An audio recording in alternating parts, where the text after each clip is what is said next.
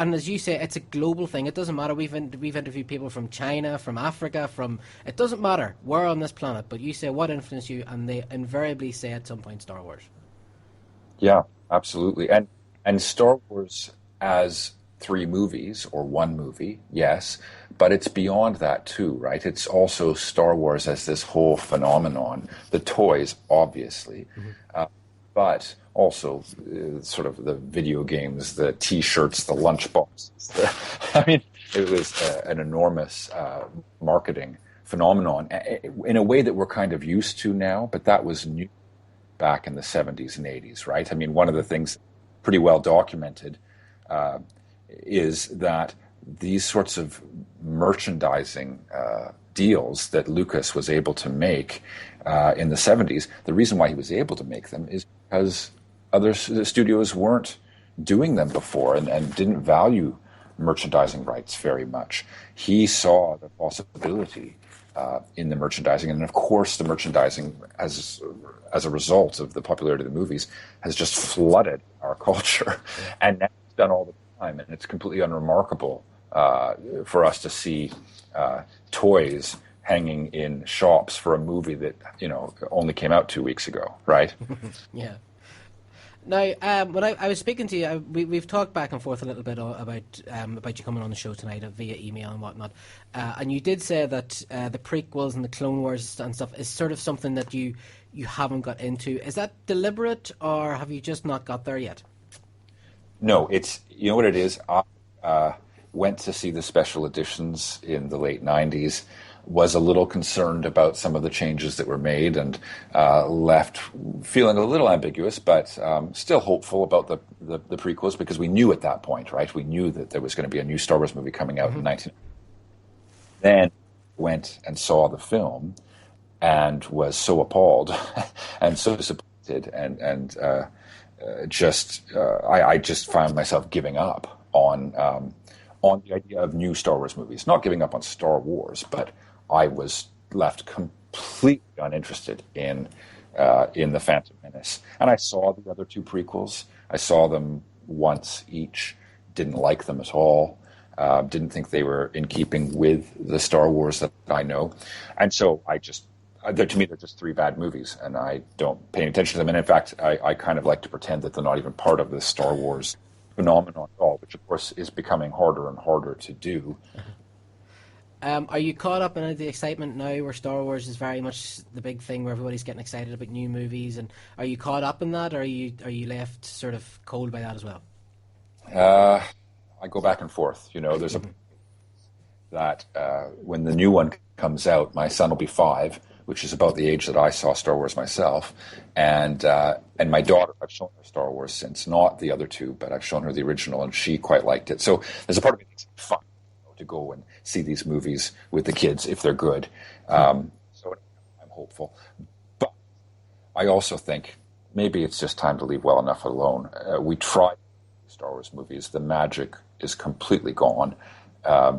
Why is anyone bothering? It's clearly there's a huge amount of money to be made in the whole thing. And I'm a bit skeptical about the whole thing as well. So, J.J. Abrams, people say, well, he's a good guy. I don't know. I watched Back in the Darkness and thought it was pretty bad. So, I don't know. If it was Joss Whedon, I would have been very excited. Gabe, sorry, can I just say, are you moving back and forth from the mic because we're losing you? You're coming and going. Sorry, let me try to hold the mic up here. I was saying if it had been Joss Whedon doing it rather than J.J., it would have been quite.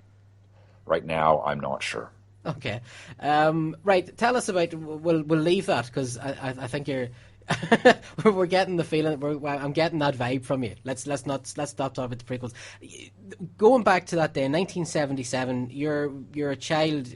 You're saying you're 40 now, so you were still just a child. You went to the cinema to see Star Wars. Now, of course, we know it as episodes 4. How did you feel? Tell us about what changed. What was that experience for you?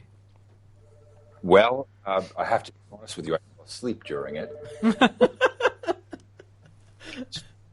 So and it was pretty late night for me. But I fell asleep right around the attack of the Death Star, and I think I may have woken up to see the thing explode. But I was mostly out for it. Didn't matter. Of course, it was because it wasn't just about a movie, right? Then, of course, all the toys start flooding, and on the playground, we're all talking about the movie, and no doubt we're embellishing it and making it up and so on. So my memories of the original film are kind of hard for me to isolate now because they're part of things that I'm pretty sure actually happened, and then they're mixed in with things that I've reconstructed from seeing the movie God knows how many times since then, and from talk on the playground and from the toys and the TV commercials and everything else, So it's a bit hard to remember now, except that I know that I was amazed by the film from the very beginning. I mean, right, you get the storybook opening, with the fairy tale lines about a long time ago in a galaxy far, far away, and then the crash music starts. I mean, the music is so important in the whole thing. From there on, from the very beginning, I was totally captivated, and I think we all were. Yeah, no, absolutely. Like yourself, because I was born in '77, so the year the Star Wars came out, I was born. So I didn't really get into Star Wars till sort of Empire Strikes Back, Return of the Jedi. But I always remember having it on VHS and video, and I would watch it repeatedly as a kid. But, it's kind of what you're saying about the schoolyard thing as well. I didn't realise there was a story then, because at that age, it was stormtroopers, it was Darth Vader, it was spaceships. I didn't even realise there was a story to Star Wars until I kind of got considerably older. Yes. Yeah. But it's the associations more so than the movie itself. And again, I think it's something, and I'm sure that this is a part of what you're getting at as well, it's that it has moulded a whole generation. It's not just the Star Wars fans. It's this cultural explosion that we're getting at the minute, where comics are so predominant, comic book movies, sci-fi. I'm almost 40 years of age. I was at work today with a Batman t-shirt. I don't remember my dad ever wearing anything but a shirt and tie. Yes. Well, that's absolutely right. And I think there is something going on. You've put your finger on it, which is that the generation of people who were so influenced by that in particular, no doubt others as well, but especially those three movies, they are now getting into roles of more seniority and authority in our societies. Your late 30s, early 40s, mid 40s, maybe even 50, right? You become senior in whatever profession you have and so on. And you have confidence to stroll into work wearing a Batman t-shirt because it's just we've lived our lives so far. It's not to say that it's the only way to be, and there are lots of people who probably dress more like your dad did than you do now. But the whole mores are changing a bit and becoming more nerd friendly, if you want to call it that. Although I would say Star Wars wasn't nerdy in 1977 or even in 1983. Mm-hmm. It was universal back then, and we kind of tend to think of it as being a geek pastime now. But it wasn't back then. It was everywhere, and everyone was into it back then. Mm-hmm. But I think we've got back to that stage again, though. I mean, when you look at sort of, I've told this story on here before when we've been talking to different people. My brother, he's very much into sort of fashion and music, and he said to me one day, you're so geeky. I said, really? Tell me what your favourite movies of the last 3 years were. And he said, Iron Man, Batman Begins, and I can't remember what the other one. And I was just like, right. So what's the difference between us? Yes, exactly. He didn't even realise that what I was getting bullied for as a kid was what he's into now. And it's not just comic books and sci-fi or, Dungeons and Dragons. It's also things like computing, I mean, if you were computers in 1982, you were a big nerd.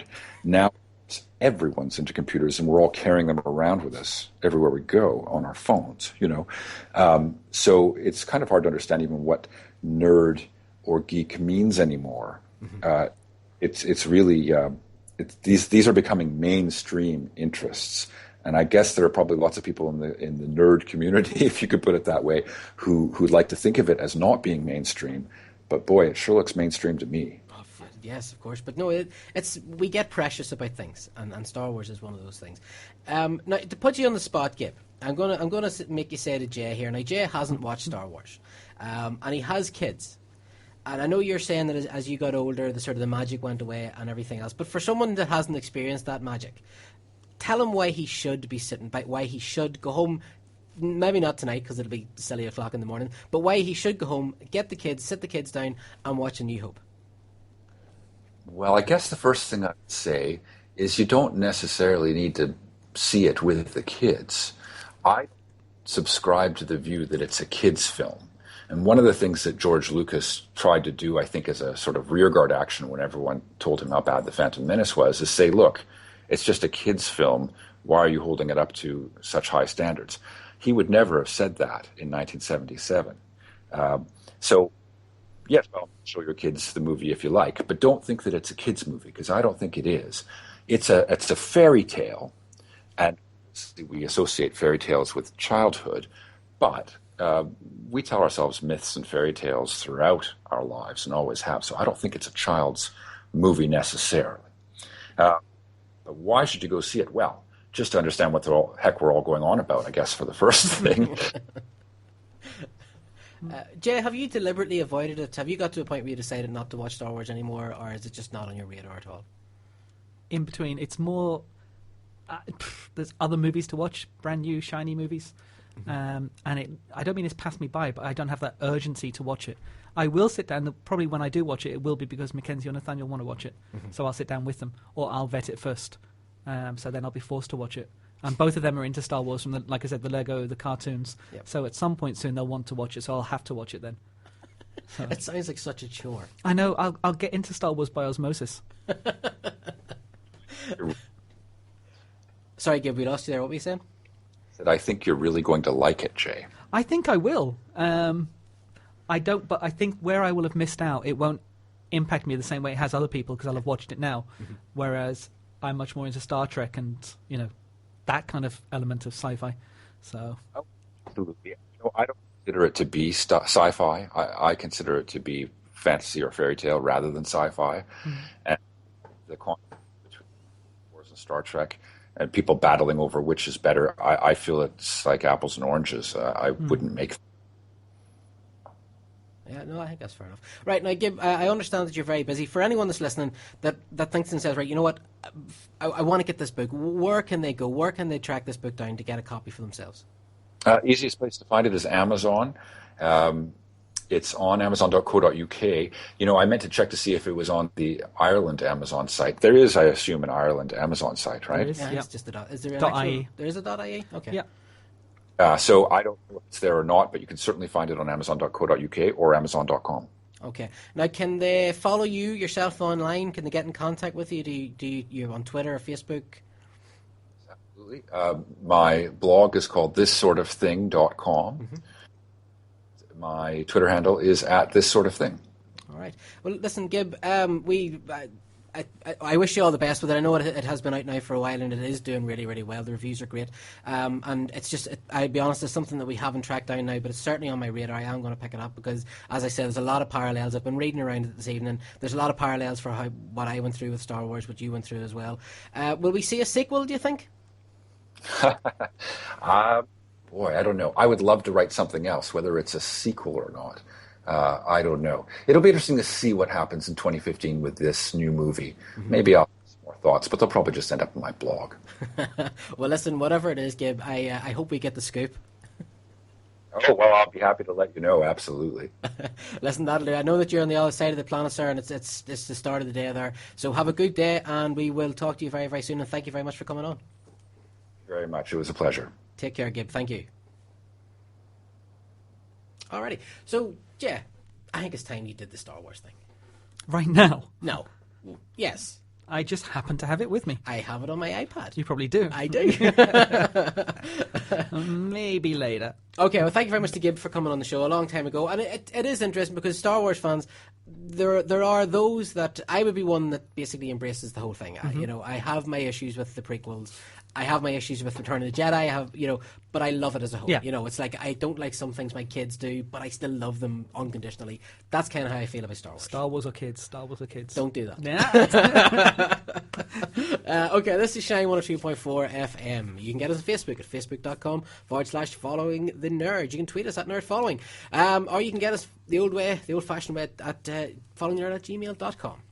I don't know if you've seen this, Jay. I want you to take a wee listen to this. I'm ready. Yes. Technology is not our friend tonight. You could hum it to me. Yeah, that's really not working, sure, isn't it? Is it that album that came out like